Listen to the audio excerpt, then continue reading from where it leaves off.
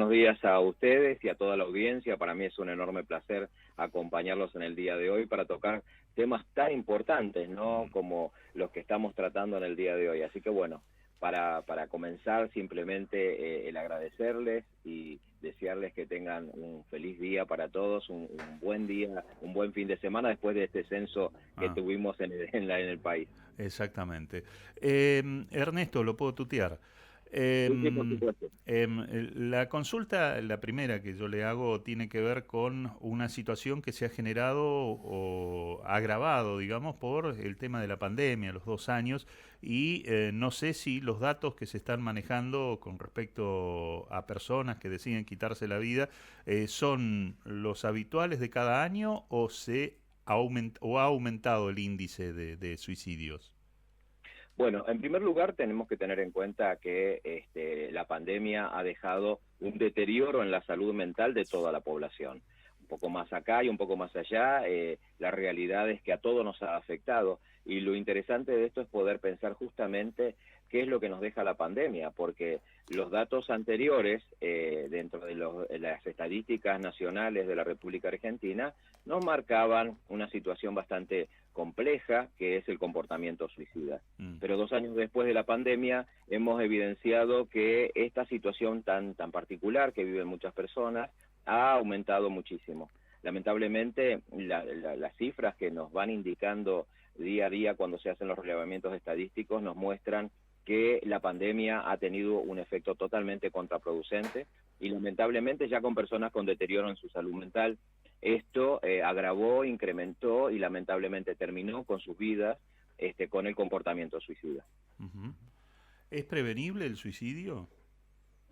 Bueno, lo importante de tener en cuenta este tema justamente es que es previsible, lo podemos empezar a manejar desde la comunidad en general y poder entender que cualquier persona puede construir un comportamiento suicida dada determinadas circunstancias, distintos factores que influyen en el momento en el que se toma esta decisión.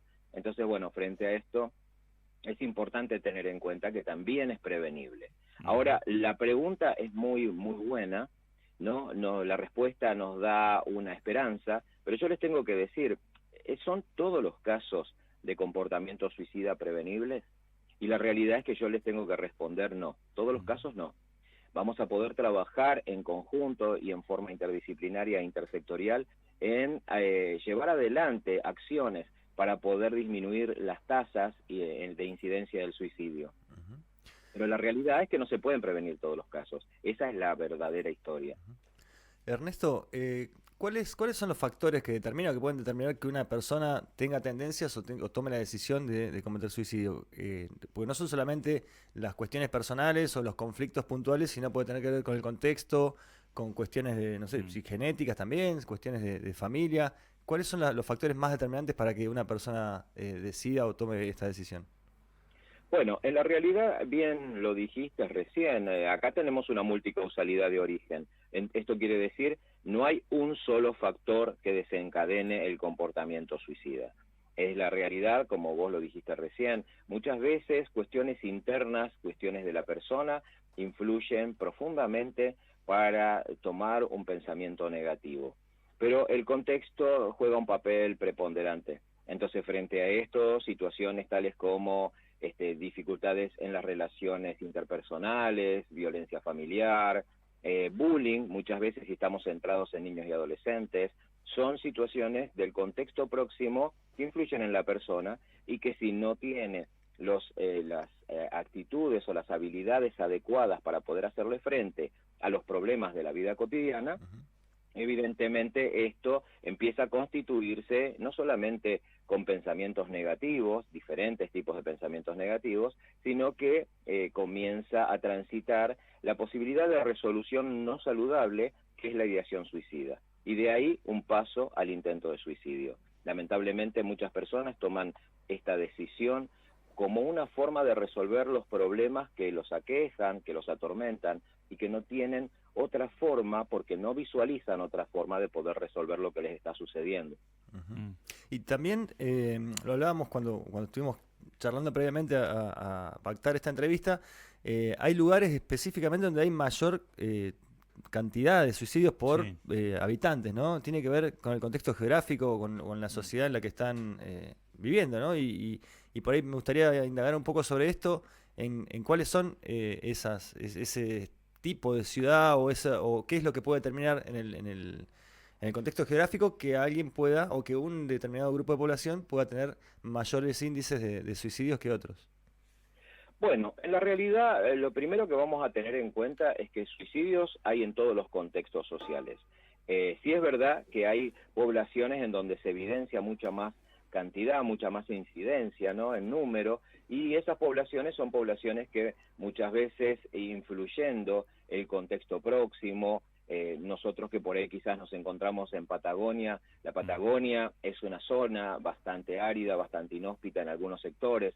Entonces, frente a esto, cuando el ambiente también se transforma en un factor de riesgo, ese es un punto importantísimo para poder tener en cuenta y trabajar desde, por supuesto, los estados municipales, ¿no?, el gobierno municipal, ver qué recursos se instalan en esa comunidad para ir cambiando de a poco eso inhóspito y eso acechante que se transforma de una u otra forma, que es el contexto próximo desde el ambiente geográfico. Los vientos fuertes, el aislamiento, la situación particular de las nieves eternas que a veces se nos presentan. Entonces, frente a eso, también el ambiente juega un papel principal. Pero por otro lado, yo dije recién, oportunidades, recursos. Entonces, muchas veces hay poblaciones lejanas a las grandes ciudades que tienen mucha falta de recursos y oportunidades, por sobre todas las cosas para la gente joven. Entonces, ahí tenemos una incidencia también bastante grande, cuando muchas veces los jóvenes no tienen verdaderamente cómo desarrollar su vida en el lugar en donde de alguna manera nacieron y llevaron su vida adelante. Por otro lado, también tenemos que tener en cuenta que obligados a poder emigrar, esas migraciones también muchas veces generan mucha inestabilidad emocional. No soy de aquí ni soy de allá, decía Facundo Cabral, y eso que por ahí quizás se escribió también en una canción, en un poema, influye profundamente en la vida cotidiana de una persona que sin más a veces se encuentra desarraigado, y ese también es otro factor que puede llegar a estar influyendo. Pero les vuelvo a repetir, no un solo factor es el que desencadena el comportamiento suicida. Son varias situaciones que confluyen en la persona para poder empezar a generar esta sensación de conflicto y de crisis que lo lleva inexorablemente a poder tomar esta decisión. En Santa Cruz, la vecina provincia aquí de Chubut, había una localidad, si no me falla la memoria, que era Gobernador Gregores, en el medio de la estepa, una localidad muy bonita, pero muy alejada, donde había un alto índice que preocupaba, ¿no?, de suicidio en adolescentes y jóvenes, ¿no?, de no más de 20, 22 años, que tomaban esa terrible determinación. Y en cuanto a esto, ¿hay estadísticas fiables, creíbles en la República Argentina de cuál es el índice? Bueno, acá tenemos que tener en cuenta, sí, por supuesto que hay estadísticas. El Ministerio de Salud de la Nación tiene estadísticas que se están relevando todo el tiempo, año a año. Ustedes van a encontrar siempre en el Ministerio de Salud de la Nación las estadísticas con un año atrás, ¿no es cierto? Sí, sí, Porque en la realidad no podemos tener estadísticas tan actualizadas, pero sí tenemos estadísticas, y hay un punto para tener en cuenta. Vos me preguntás si son fiables. sí. Por supuesto que es lo que se releva. Para mi forma de ver, hay que mejorar muchísimo más el relevamiento estadístico. Hay mucho subregistro, esto quiere decir no llegan todos los casos de suicidios o intentos de suicidios a llegar a registrarse como tal. Entonces, esto también nos marca la necesidad que tiene la población en sus distintos niveles de poder informarse y formarse en este tema que es el campo suicidológico. Y en ese punto, cada vez que nosotros tengamos mejor conocimiento, vamos a apuntar a mejores relevamientos estadísticos. Pero por lo pronto, sin más, para poder hablar de Chubut, que no está lejano a la realidad de las distintas provincias, Chubut también tiene una tasa que está bastante bien focalizada entre una franja etaria entre los 15 y los 24 años de edad como población de alto riesgo en comportamientos suicidas, y después le sigue la franja etaria de los 25 a los 34 años de edad. Esto en base a los reflejos estadísticos del Ministerio de Salud de la Nación. Pero bueno, frente a esto, evidentemente acá con la pandemia ha crecido muchísimo la incidencia, y eso se ve reflejado en las estadísticas.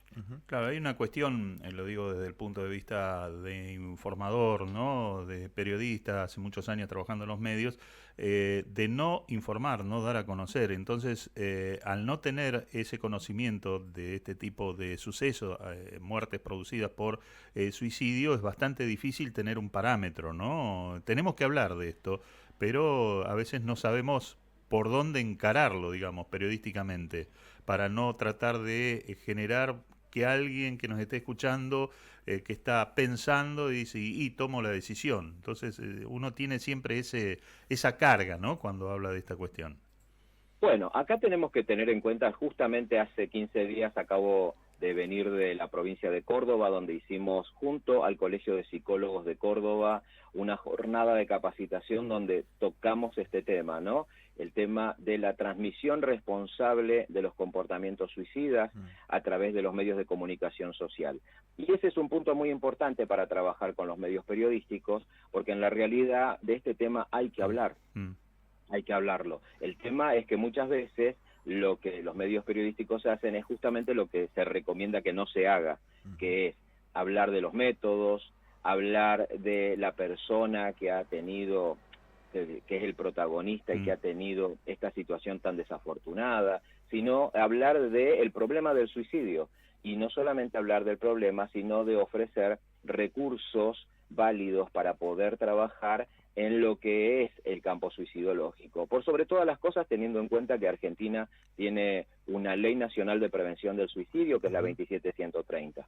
Sí, bueno, para la gente que está escuchando y no lo sabe, Ernesto es representante para Argentina de la Asociación Internacional de Prevención del Suicidio, y bueno, están impulsando, no sé si me equivoco, pero la adhesión de a esta ley por las distintas provincias. Pero antes de meterme en eso que vamos a hablar puntualmente, me gustaría saber, en relación a si estos datos que decías, sobre todo los de intento de suicidio, son importantes porque tal vez las personas que deciden tomar esta decisión tienen intentos previos hasta que lo realizan, o eso no sucede habitualmente. La persona está decidida y lleva y toma la decisión de hacerlo, es efectiva cuando realmente está tomada esa decisión, ¿no? No sé si se entiende la pregunta. Bueno. Sí, es muy buena la pregunta. La realidad es que, para comentarles, intentos de suicidio no se relevan a nivel estadístico, y justamente la reglamentación de la ley nacional de la 27130 lo que justamente está solicitando es que también se releve a nivel estadístico los intentos de suicidio. ¿Es importante? Por supuesto que sí. ¿Por qué? Porque en la realidad, teniendo en cuenta los intentos de suicidio, podemos evaluar cuántas personas comete el suicidio, o sea, llega a consumar el acto, y cuánta persona no lo comete.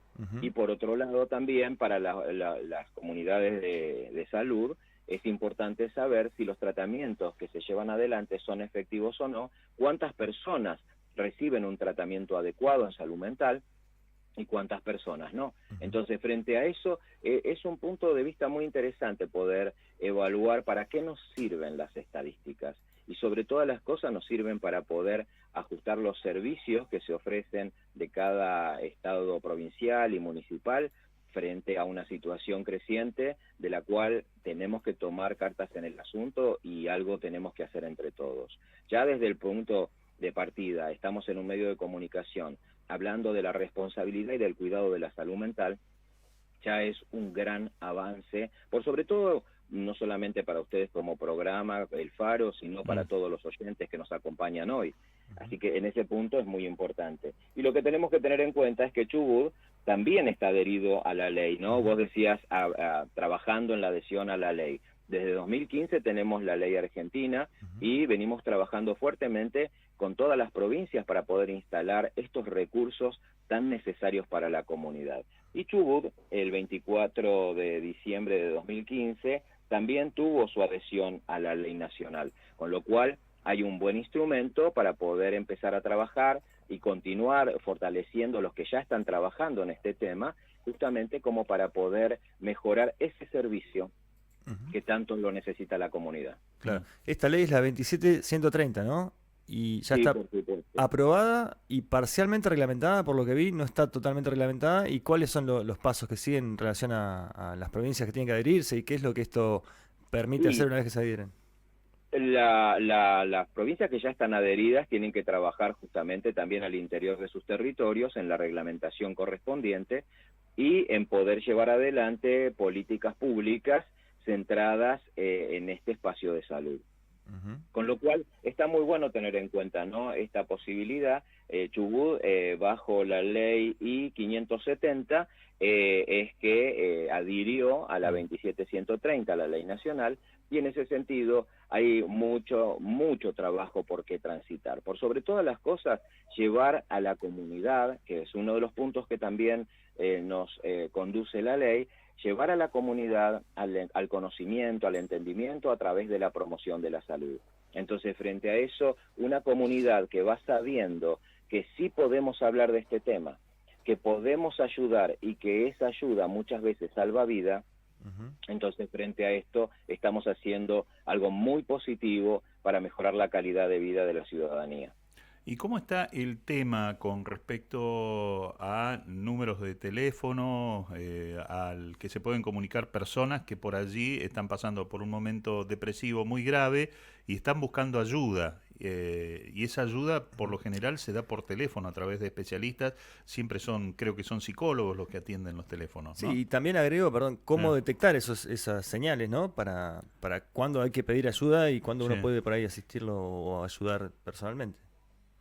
Bueno, en primer lugar, el tema de la atención telefónica es uno de los grandes servicios que ha tenido nuestro país desde hace prácticamente 60 años que funcionan en nuestro país. Lamentablemente no tenemos un teléfono nacional. Esto quiere decir los teléfonos que hace muchos años que vienen funcionando son teléfonos locales. Sí. El 135, por ejemplo, en Ciudad Autónoma de Buenos Aires, y así en varias provincias, ¿no? En Jujuy, en Córdoba, tienen los suyos. Es muy importante poder visualizar la necesidad de un teléfono de atención en crisis. Claro. Entonces, ese es un punto importante. Y las personas muchas veces, cuando no tienen otro lugar a donde acudir, el 911 también, aunque uno lo imagina y lo supone como un teléfono de llamado por cuestiones de seguridad, muchas veces las personas acuden al 911 en una situación de desesperación cuando hay una crisis suicida. Claro. Entonces, por ahí quizás un tema para dejar para trabajar es todos los recursos que necesitamos instalar en nuestros territorios. Tal vez un teléfono nacional sería algo magnífico, pero en la realidad, por lo pronto, podríamos pensar en los teléfonos regionales. Claro. Por ejemplo, en Comodoro Rivadavia, a pesar de que Chubut adhirió en el 2015 a la ley, hoy no hay un número exclusivo para atender a personas con esos problemas o ese reclamo o esa demanda de ayuda. Sí, se tienen que comunicar al área externa del hospital regional, que es un conmutador y muchas veces no es lo mejor. Hay atenciones de especialistas, psicólogos en los diferentes centros de promoción barrial que tiene la municipalidad de Comodoro Rivadavia y atenciones, pero telefónicamente no hay, en este caso una persona que tiene, qué sé yo, este pensamiento negativo de quitarse la vida, de no vivir más, y tiene que ir a un centro de atención, pedir que un psicólogo los atienda, acertar precisamente en el barrio el día que van a estar esos psicólogos, esos especialistas, esperar el turno. O sea que es una cuestión que puede generar obviamente a alguien que está buscando ayuda y no la encuentra, ¿no? Son problemas, claro. O sea, salud mental creo que es un problema nacional, me parece, ¿no? Lo que sucede. Acá también hay varios problemas, tenemos acá en nuestra ciudad específicamente con esa situación, ¿no? Y bueno, acá tenemos un punto también para pensar, ¿no es cierto? Sí es un problema nacional, por supuesto que sí, pero de alguna manera se está empezando a trabajar, a tomar conciencia. Yo creo que la pandemia también nos dejó esto, ¿no? La posibilidad de ver todas las fallas que tenemos como sistema y poder ver justamente en las posibilidades que puede ofrecer los estados provinciales o municipales que puedan ofrecer para poder acercarle al ciudadano otro recurso más. Y, por ejemplo, partiendo de la ayuda telefónica, ustedes decían, hacían mención de un conmutador o tal vez de turnos en alguna sala. Y la realidad es que necesitamos, para este tipo de personas, las que se encuentran en crisis, necesitamos un teléfono único y especializado, en primer lugar. ¿Por qué? Porque en la realidad la contención a una persona que se encuentra en crisis por comportamiento suicida es una contención muy específica. Hay que cuidar muy bien las palabras, qué se dice, cómo se escucha, y el tiempo que lleva esta atención, con lo cual es necesario que haya un profesional especializado en esta área tan particular y tan necesaria como yo les digo. Claro. Pero bueno, ese es un punto, ¿no es cierto? Sí. El trabajo de un espacio de atención telefónica es un punto focal de atención que la Ley Nacional de Prevención del Suicidio y su reglamentación también lo prevé así, con lo cual eso también es importante tener en cuenta. La reglamentación insta a todos los territorios provinciales a poder generar ese espacio de atención en crisis y, si existe, fortalecerlo. Eso quiere decir generar espacios de capacitación para que las personas que están como operadores de los teléfonos de atención en crisis se capaciten, profundicen en el tema y estén actualizados con conocimientos científicos, no basados en evidencia científica. Entonces ese es un punto muy bueno para que podamos dejar como ese tirarle la pelota al otro que nos escucha y que diga, bueno, algo más podemos seguir haciendo.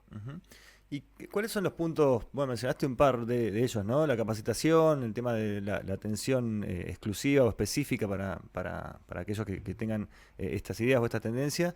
¿Y qué otros puntos establece la ley que permiten mejorar la situación o bueno, atender mejor a aquellas personas que están en esta situación? Bueno, en primer lugar, a mí me parece que uno de los puntos más importantes es el trabajo intersectorial. Esto quiere decir no solamente salud es el encargado de trabajar en este tema, ¿sí? Es el encargado de coordinar el trabajo interdisciplinario e intersectorial. Pero no solamente salud, seguridad, y ahí estoy hablando de policías y bomberos, justicia, contextos de encierro y, por supuesto, medios de comunicación social. También el sistema educativo está convocado a poder trabajar en esta intersectorialidad. Son los sectores que necesitan tener un desarrollo importante en el campo suicidológico. Y algo muy bueno para tener en cuenta justamente tiene que ver con que la reglamentación, que ya está en su funcionamiento, parcialmente porque son algunos artículos los que se han reglamentado, los que más se necesitan en este momento, justamente hacen una mirada muy específica, no solamente a la atención adecuada, basada en los organismos científicos internacionales que tocan este tema, sino que también lo más importante es que habla mucho de los comportamientos suicidas de niños y adolescentes. Esto quiere decir, tenemos que tener una mirada muy atenta, porque lamentablemente cada vez más, año a año, lo que estamos observando es que el comportamiento suicida va descendiendo en etapa evolutiva, va descendiendo en edad. Esto quiere decir, de adolescentes hemos pasado a niños, y cuando uno dice niños es una situación impresionante, ¿no? Impresiona mucho poder pensar que un niño puede pensar en quitarse la vida, pero la realidad es que justamente basado en la evidencia, en la estadística, en los casos que tenemos, no solamente en la República Argentina, sino en el mundo, cada vez vemos más a edades tempranas que emerge el comportamiento suicida como una decisión de desesperación ante la dificultad de cómo se les presenta la vida a estos niños. Claro. Estamos hablando, le decimos a los oyentes, bueno, a través de los canales de YouTube pueden ver que es Ernesto Rubén Páez, es doctorado en psicología, representante de la Asociación Internacional para la Prevención del Suicidio en la Argentina y también director del diplomado en suicidología de la Universidad de Flores. Ernesto, ¿cómo alguien, o sea, Alexis, yo podemos darnos cuenta de que un amigo tiene intenciones o que está pidiendo ayuda y no sabe expresarlas de la forma correcta, digamos, para tratar de evitar quitarse la vida? Bueno, en la realidad, dependiendo de las edades, por supuesto, porque las manifestaciones de un adulto no van a ser exactamente iguales a las manifestaciones de un niño, ni tampoco el proceso, ¿no? Que tanto la reglamentación hace hincapié en que las personas que se dedican a este tema tienen que conocer el proceso que se produce cuando hay un comportamiento suicida. Esto quiere decir, no se construye de la mañana a la noche, no es intempestivo, no irrumpe de un día para el otro. Hay todo un proceso de diferentes fases que van de alguna manera desencadenando esta situación. Pero bueno, lo importante, ustedes me dicen, ¿cómo nos podemos llegar a dar cuenta? Bueno, la mayoría de las personas, y acá vamos a hacer un alto antes de avanzar, hay personas que no demuestran lo que les está sucediendo, ¿no? Pero esto sí quiere decir, hay un proceso igual. Toda persona con comportamiento suicida da señales.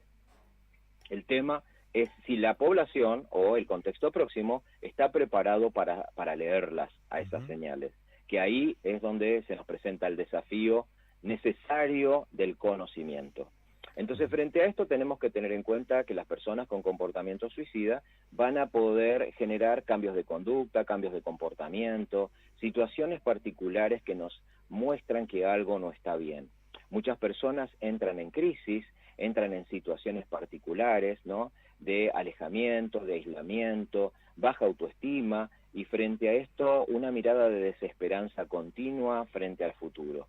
Entonces, frente a estas situaciones, las personas van generando estas marcaciones que muchas veces la gente dice, bueno, está llamando la atención o ya se le va a pasar, pero lamentablemente muchas veces se animan hasta a decirlo, cuando yo no esté más, cuando yo me vaya o cuando yo me muera, y frente a esto, al empezar a decirlo en el discurso, la gente minimiza, ¿no? O dicen, no digas eso, o ya se te va a pasar, o se ponen de ejemplo y dicen, yo en tu misma situación haría otra cosa, entonces se ponen de ejemplo, y todas esas situaciones en ningún lugar ayudan a la persona que se encuentra en crisis.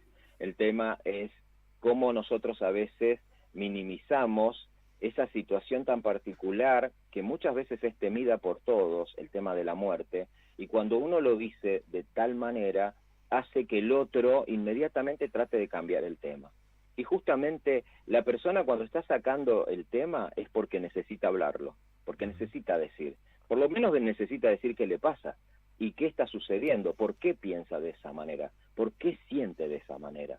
Claro. Y por sobre todas las cosas, el no encontrar una salida, porque por lo general las personas les cuesta mucho pedir ayuda, entonces frente a esto le cuesta también poder identificar una salida.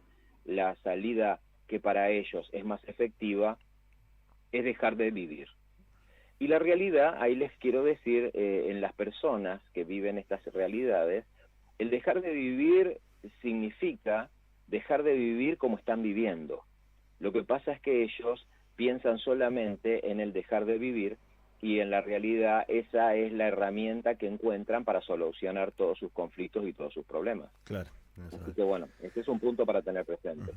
Bueno, la verdad que muy interesante. Ernesto, sé que has venido por la zona y espero que la próxima visita, no sé si será pronto o no, nos avises, así podemos difundirlo, porque es un tema muy importante interesante para saberlo, e importante para muchísima gente que por ahí puede estar ante situaciones de este tipo. Sabemos que en Comodoro también tiene un índice relativamente alto. Entonces, para todos aquellos que puedan verte y sacarse sus dudas acá, va a ser seguramente muy importante, muy productivo. Así que... Lo importante para dejar el último mensaje, si me permiten, es simplemente decirle a los oyentes, a los que nos están escuchando, a vos que estás del otro lado, a veces la vida se nos presenta así, ¿no? Muy difícil, muy compleja, parece que no tenemos salida. Pero justamente ahí es donde uno tiene que darse la última oportunidad, tal vez. Esa oportunidad de contactar con un profesional, con alguien que te pueda acompañar y que tal vez te pueda ayudar a repensar cosas que nunca fueron pensadas, a encontrar caminos que nunca fueron transitados, y tal vez podemos descubrir que la vida tiene otras miradas que nos ayudan a seguir adelante. Así que bueno, al que escucha, al que nos acompaña, que siempre hay esperanza y que siempre hay posibilidad, simplemente hay que encontrar la persona adecuada. Ernesto, bueno, muy fructífera la charla, así que te agradecemos muchísimo la deferencia de habernos atendido. Muchas gracias. Gracias a ustedes, que tengan buen día. Buen día, abrazo.